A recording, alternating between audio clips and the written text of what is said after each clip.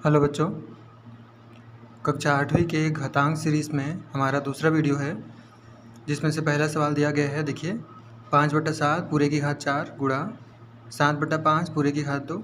इसे हमें सरल करना है बच्चों।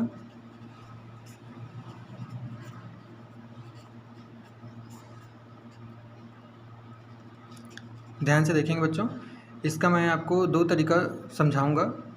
आप दोनों में से किसी एक तरीका को परीक्षा में बना लीजिएगा। ध्यान से देखेंगे बच्चों, ये हमारा पहला तरीका।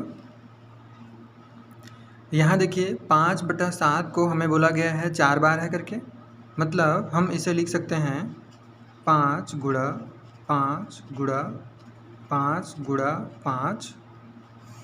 4 बार बोला गया है इसलिए। और 7 को भी लिखेंगे बच्चों 7 गुणा 7 गुणा 7 गुणा 7।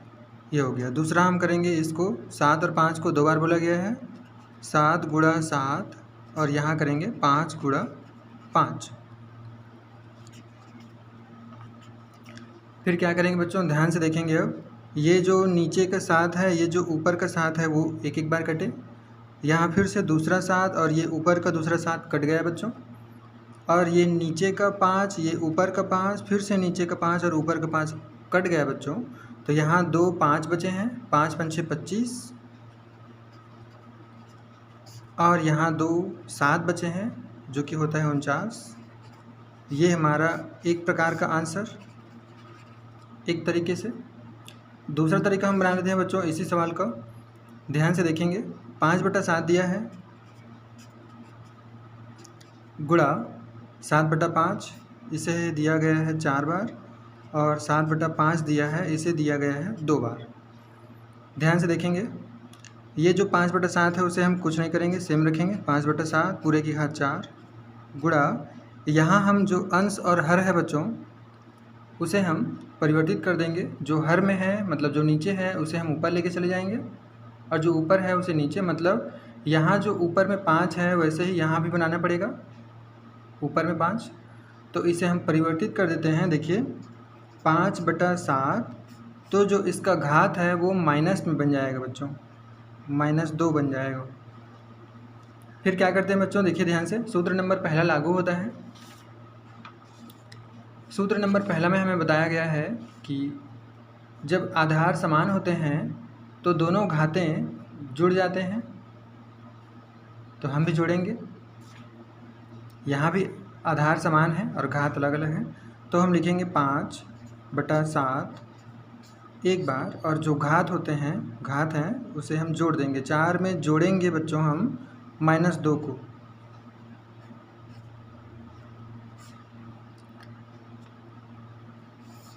फिर हो जाएगा इसी का अगला 5/7,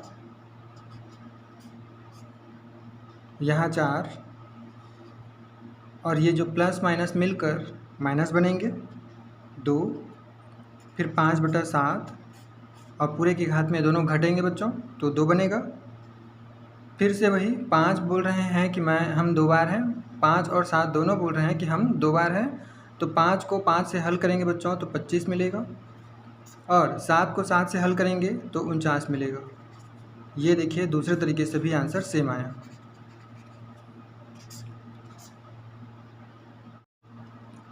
एक और सवाल लेते हैं बच्चों। देखिए, हमें दिया गया है -2/9 पूरे की घात में 4 गुणा 9/2 पूरे की घात में 2। इसे हम क्या करेंगे बच्चों, ध्यान से देखेंगे। ये जो -2/9 है, इसे हम लिखेंगे -1 गुणा 2/9, और पूरे की घात में लिखेंगे बच्चों -4। फिर गुणा करेंगे इसे सेम टू सेम। अब ये जो -4 है बच्चों, वो दोनों में जाएंगे, -1 में भी और इसमें भी। -1 में चला गया -4, और गुणा 2/9, इसमें भी चला गया -4, और ये सेम टू सेम 9/2।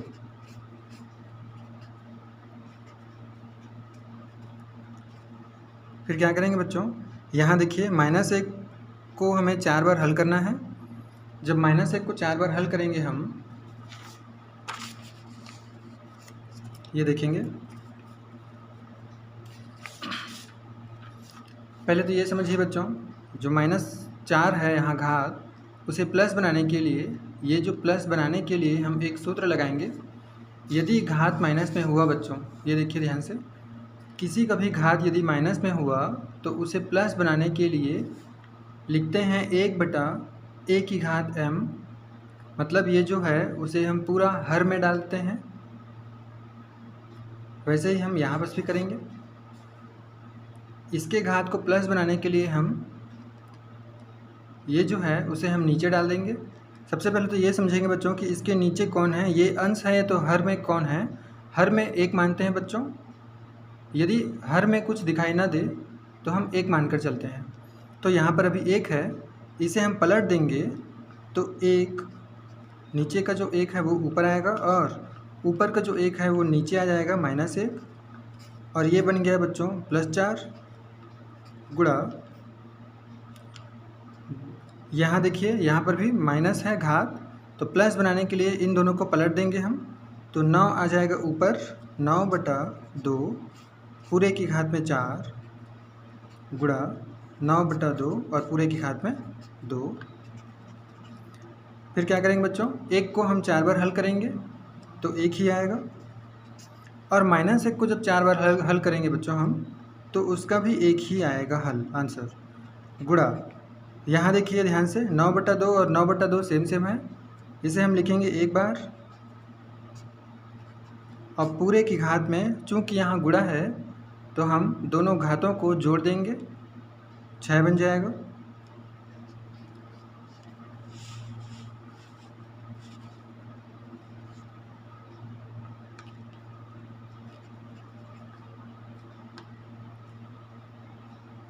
फिर क्या करेंगे बच्चों, नीचे में यदि 1 हो हर में तो उसका वैल्यू नहीं रहता है, कुछ भी कोई महत्व नहीं रहता है। यहाँ 1 सेम टू सेम, गुणा 9/2, यहाँ 6 बार है, 9/2 6 बार है, और इस पूरे को यदि हम 1 से गुणा करें तो यही आएगा सेम टू सेम 9/2 और पूरे की घात में 6। अब चाहें तो हम इसे आंसर मान सकते हैं।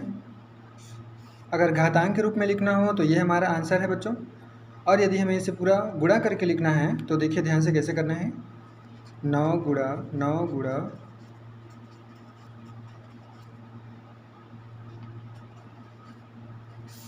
यहाँ देखिए 9 6 बार था तो हम 6 बार लिखे हैं, फिर 2 को भी 6 बार लिखना है, 2 गुणा 2 गुणा 2 गुणा 2 गुणा 2 और 1 बार और 2। यहाँ देखिए सभी 9 को आपस में गुणा करेंगे, पहले 9 9 81, फिर 81 का 9 से, फिर उसके बाद 9 से, फिर उसके बाद 9 से। जब सबको हम गुणा करेंगे बच्चों तो हमारा आंसर आने वाला है 5 3 1 4 4 1, और यहाँ 2 को जब 6 बार करेंगे, 2 दूनी 4, दूनी 8, दूनी 16, दूनी 32, दूनी 64।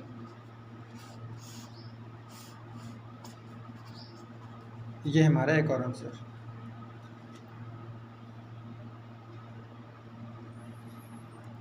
अगला सवाल है -5 उसके घात 3 भाग -1/5 उसके घात में 2।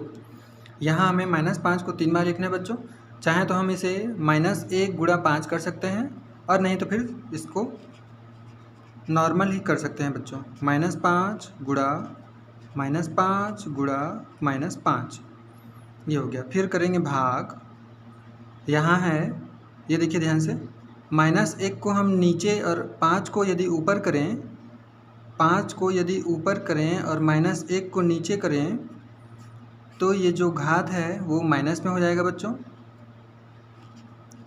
अब जो नीचे 1 रहता है उसका कोई वैल्यू नहीं रहता, और ये जो माइनस है वो 5 में आ जाएगा, तो -5 गुणा -5 गुणा -5, ये तो सेम हो गया, भाग ये जो -1 है उसमें से 1 का कोई वैल्यू नहीं है, और जो माइनस है वो 5 में आ जाएगा, तो -5 की घात -2 बनेगा बच्चों। ये -5 की घात में -2 बनेगा,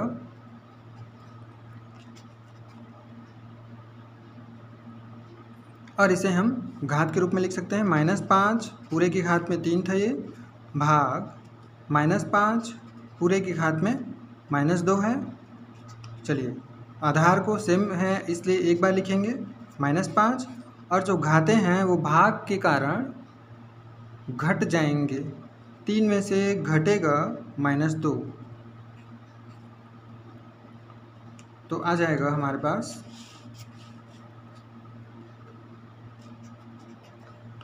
-5 पूरे की घात में 3, और ये दोनों माइनस मिलकर प्लस बनेंगे।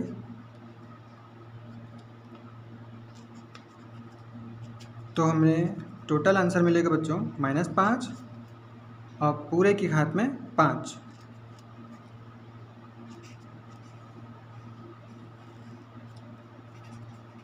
आंसर